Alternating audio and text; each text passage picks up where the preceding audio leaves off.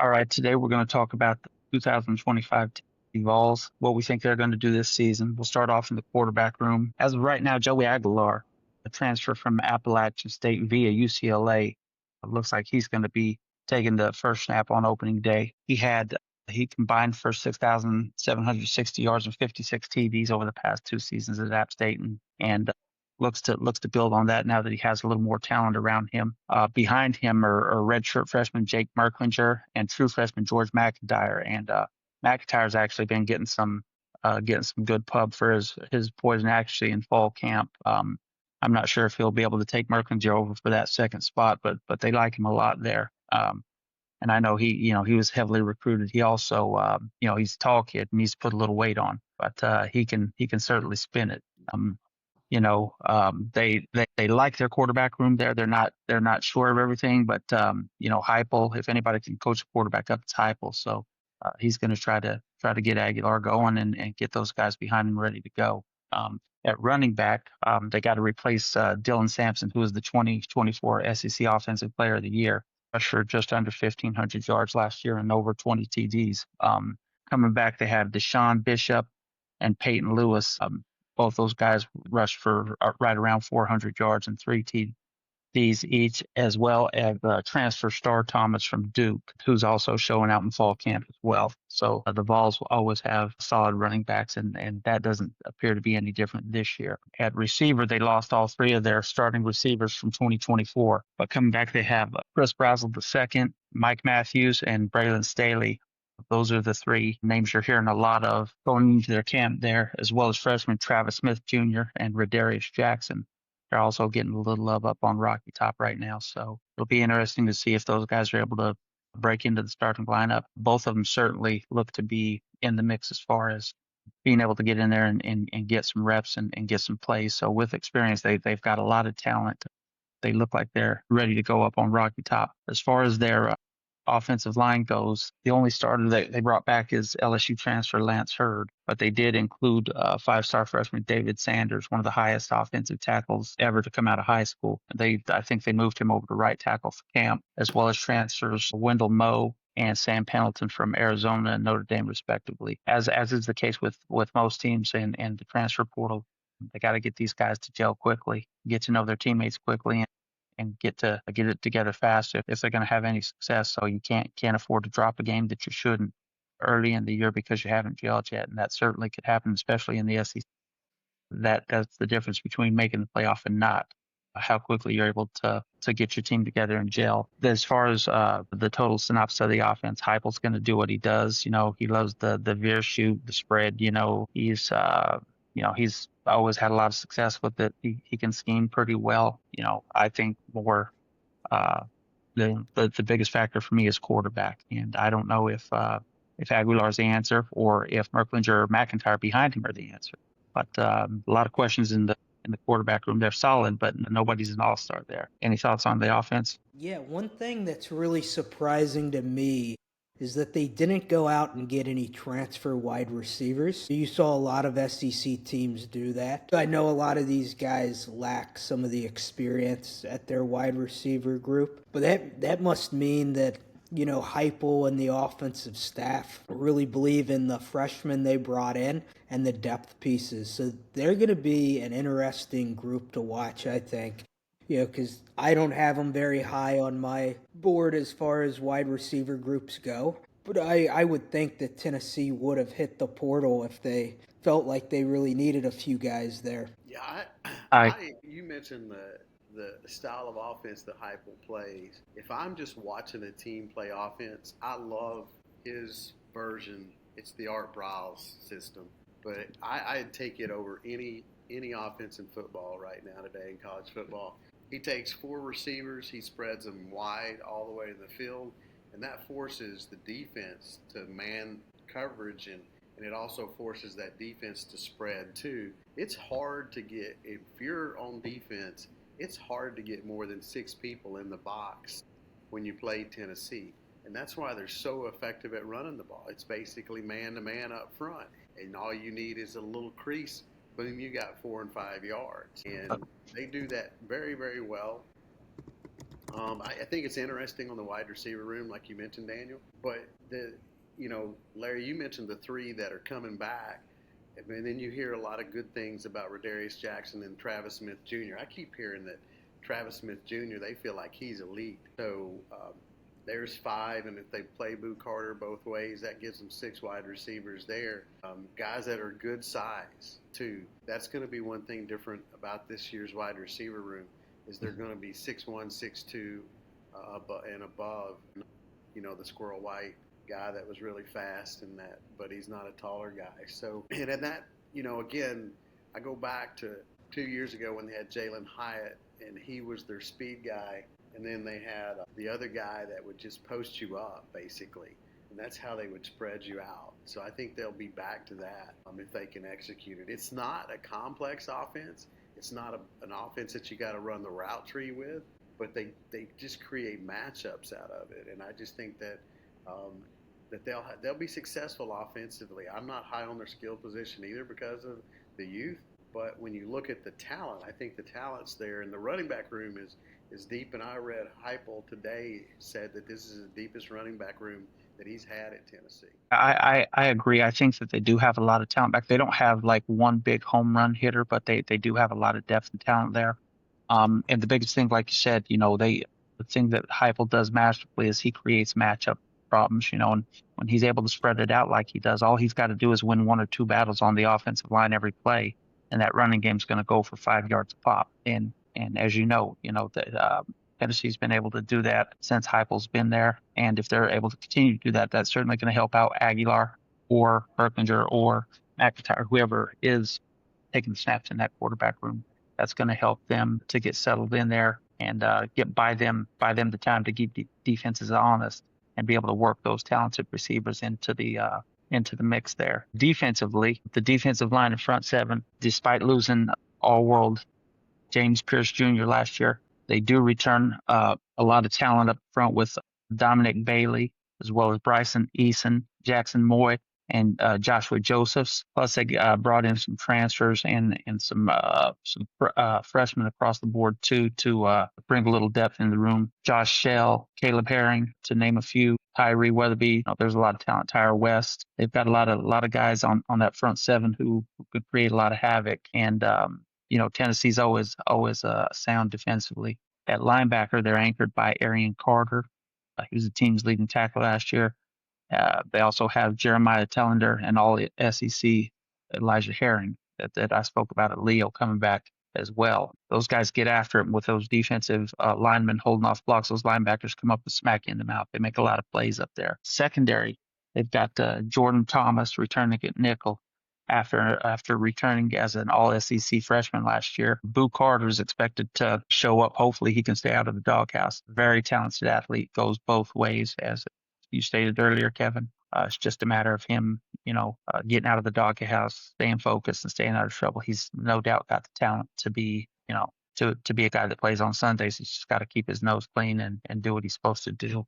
They also, at corner, they have Ricky Gibson and Dramod McCoy, who's returned from an ACL injury. And, those guys will add experience and depth to that group. In 24, Tennessee ranked near the top in all 17 major defensive metrics last year, including number 1 at pass rush, number 2 at negative play rate, number 4 in completion percentage allowed, and the number 6 overall defense. So for all of Heupel's, offensive prowess, the defense is what gets it done up on Rocky Top, and they're going to have to step up again if Tennessee's going to try to sneak into a playoff this year. Vegas has Tennessee at over under at 8.5. I had taken a peek at the schedule. You'll give me 1 second here. What did I have While you're pulling that here? schedule up, on the defensive side, man, I think their defense is going to be really strong.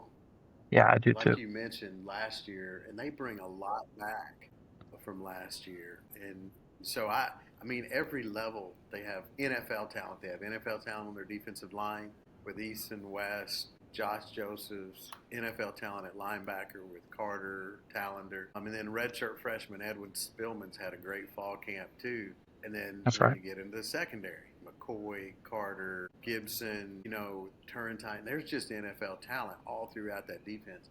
Might be the best defense in the SEC this year. And there's depth. Yeah, that's right. They got a lot. So I'll break down these games real Yeah, quick. I'm So with you. I really like their defensive line. I mean, they've got really good starters at linebacker, but their secondary really sticks out. I think Ricky Gibson's going to have a really solid year for them this upcoming season. So he's coming off of 32 tackles as a corner last year, couple tackles for loss. I think he gets a couple picks this year.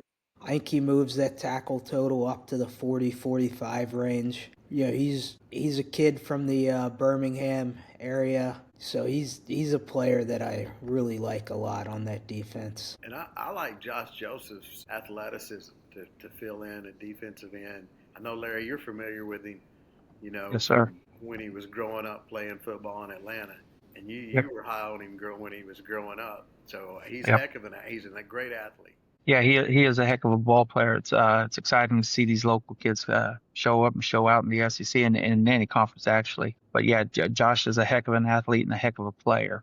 Now looking at Tennessee's schedule here, they open up with Syracuse at Mercedes-Benz in a couple Saturdays from now. I like Tennessee to win that game. I think it's a tough game. Syracuse is putting it together up there, but I like Tennessee to win that game. Then they go home to face Eastern Tennessee. That should be a view as well. A little tune-up game to get everybody right and ready to welcome the Georgia Bulldogs the next weekend. Can Tennessee beat Georgia? They can. I just think Georgia has too many horses for Tennessee to beat them this year. It wouldn't surprise me if Tennessee did win the game, but I think Georgia just has a little too much talent overall for Tennessee right now. So I've got them 2-1 coming back the next week against UAB. They'll beat UAB, go 3-1, and then they travel to Starkville, Mississippi to face the Cowbell Country folk, and they will beat them as well. I don't foresee a lot of wins for Mississippi State this year. So what do we got them out there? 4-1 now, 5-1, 4-1. Then they come back against Arkansas in Knoxville on October 11th. I like Tennessee to win that one at home, especially if it's a night game. Arkansas can't pull the upset, but I like Tennessee there. Following week, third Saturday on October, Alabama. Going to Alabama too now. Alabama at home. I heard East Tennessee State and UAB. So for Vegas has Tennessee at 8.5 for the over under. So I'll just break down the schedule really quickly. I have them beating Syracuse in week one at Mercedes-Benz here in Atlanta. I think that's a game that Syracuse put up a good fight, but Tennessee ends up holding on and winning. They come back Neyland Stadium against East Tennessee State the next weekend. They walk away with a win there, come out healthy. The third weekend, they've got Georgia coming to Knoxville.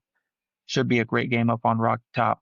Don't know what time. It looks like that's a 3:30 Saturday game. And while I do think Tennessee can beat them, I think Georgia's just got a little too much for Tennessee this year. So I've got them losing that game, going 2-1. After that, UAB comes to Neyland, and they're 3-1 after that. Then they go to Mississippi State. I don't foresee Tennessee having any trouble in Starkville, so I got them going 4-1. Come back on October 11th versus Arkansas. Interesting game because Arkansas can pose some problems for Tennessee, but I think that Tennessee walks away with that one. So now they're 5-1 for that big third Saturday in October game against Alabama.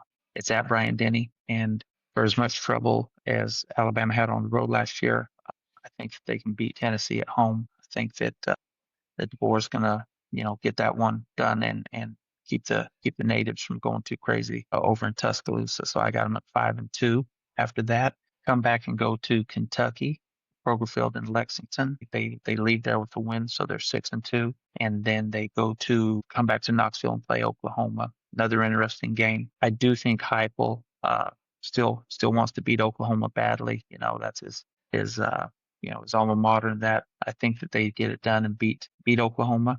Turn around, come back against New Mexico State, win that one as well, and then they go to Ben Hill Griffin to play Florida. That's another tough game. I got them at about 7-2, 8-2 at this point, and this one could be the game that either gets them into the playoff or doesn't. Right now, if DJ Lagway's playing, I think Florida wins the game. If he's not, then I think Tennessee wins. I'll make my pick based off of Lagway playing or not. If Lagway's in the game, I think that Tennessee ends up losing. If Harrison Bailey or the other kid is starting for Florida, even though it's a home game, I like Tennessee to go in and get the win. And then they close at up on Rocky Top against Diego Pavia and Vanderbilt. Now, Diego's been talking tough. talking about a national championship. I think he's a little ambitious. I admire his swagger, admire his chutzpah. I think that Vandy's going to give them all they want if he's healthy, but I think Tennessee walks away with the win there. So I've got Tennessee right around 9 wins. Will that be enough to get them to the playoff? I don't know. A lot will have to happen there. If they're 10-2, they're in. 9-3, Tennessee needs some help to get into a playoff at 9-3.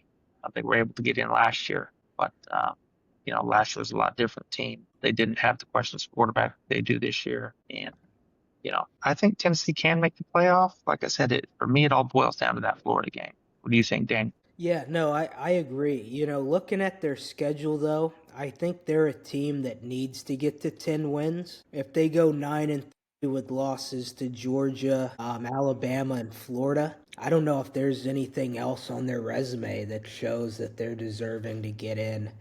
For a team that plays those three schools, they might have one of the easier conference schedules in the SEC.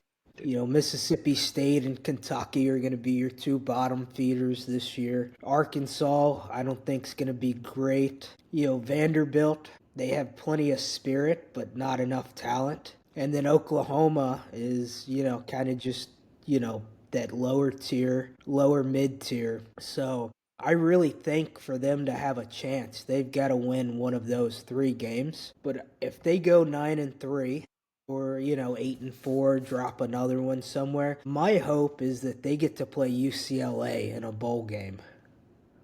That would make my bowl season. Those two squaring off. Because the players at Tennessee would love that. Ideally, they want to play for a college football playoff, but if they miss it, I think UCLA is a team they want to be.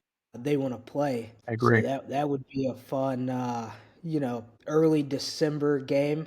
Won't mean much to too many outside people outside of the storyline of Tennessee versus Nico. Yeah, that would be a fun one to see. I think that I don't know. I that whole thing. I'll tell you what. I was proud of Tennessee for standing their ground and not caving into to Nico or his old man or whoever it was. I don't. I know a few people up on Rock Top. Nobody has given me a straight story on exactly what happened. We've all read the different reports from every reporter from here to Knoxville to Los Angeles. Um, you know, I think the kid tried to strong arm him, overplayed his hand, and ended up lost. So good for him. Yeah, I think Yeah, you no, two nailed it on the schedule. I think 9-3 is good chance where they come in. DMac, you mentioned the four bottom feeders: Auburn, or excuse me, not Auburn, Arkansas, Vandy, Kentucky, and Mississippi State. Them and Missouri. Tennessee and Missouri's got the easiest schedules in the SEC. And then Larry, you ran it down. Good. Here's a question for both of you. Going back to the Nico stuff, Sweets. Was Nico that good yet last year? Now, granted, it's his first year to play, so he can get better. Not trying to totally down him, but was he that good? He missed the long ball more than any quarterback I remember in the past few years. I mean, he had a lot of guys open deep that he just flat missed by a mile. And so he wasn't that juice wasn't worth the squeeze yet. It doesn't mean that he couldn't have came in this year as a true junior and taken over the world, especially under somebody like Heupel who could, put him in a position to be successful. I think that, I don't think he's as good as advertised so far. And I yeah, just referenced that because to be as good offensively as last year, to me, for Aguilar, it's low. I mean, the ceiling's low. He doesn't have to be outstanding. You Yeah. just do what Nico did last year, and you're solid on offense with a great defense and a good running game. That puts you at the potential of a 9-3, 10-2.